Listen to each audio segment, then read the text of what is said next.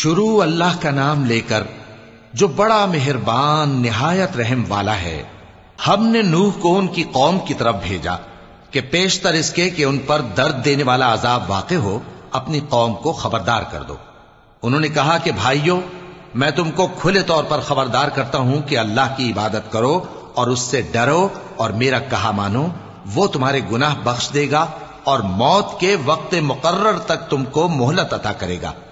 جب اللہ کا مقرر کیا ہوا وقت آ جاتا ہے تو تاخیر نہیں کی جاتی، کاش تم جانتے ہوتے۔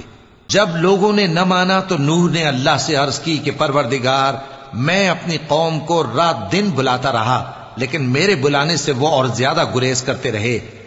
جب میں نے ان کو بلایا کہ توبہ کریں اور تو ان کو معاف فرمائے تو انہوں نے اپنے کانوں میں انگلیاں دے لی اور اپنے اوپر کپڑے اوڑھ لیے اور اڑ گئے اور خوب تکبر کرنے لگے۔ پھر میں ان کو بلند آواز سے بھی بلاتا رہا، پھر علانیہ بھی اور رازداری سے بھی سمجھاتا رہا۔ پھر میں نے کہا کہ اپنے پروردگار سے معافی مانگو کہ وہ بڑا معاف کرنے والا ہے، وہ تم پر آسمان سے موسلا دھار میں برسائے گا اور تمہارے مال اور بیٹوں میں اضافہ کرے گا اور تمہیں باغ عطا کرے گا اور ان میں تمہارے لیے نہریں بہا دے گا۔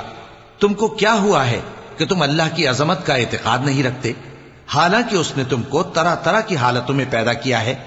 کیا تم نے نہیں دیکھا کہ اللہ نے 7 آسمان کیسے اوپر تلے بنائے ہیں اور چاند کو ان میں روشن بنایا ہے اور سورج کو چراغ بنا دیا ہے؟ اور اللہ ہی نے تم کو زمین سے ایک خاص طرح سے پیدا کیا ہے، پھر اسی میں تمہیں وہ لوٹا دے گا اور اسی سے تم کو نکال کھڑا کرے گا۔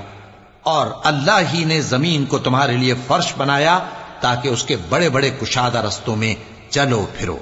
آخر میں نوح نے عرض کی کہ میرے پروردگار، یہ لوگ میرے کہنے پر نہیں چلے اور ایسوں کے تابع ہوئے ہیں جن کو ان کے مال اور اولاد نے نقصان کے سوا کچھ فائدہ نہ دیا، اور وہ بڑی بڑی چالیں چلے اور کہنے لگے کہ اپنے معبودوں کو ہرگز نہ چھوڑنا، اور ود اور سوا اور یغوس اور یعوق اور نصر کو کبھی نہ چھوڑنا۔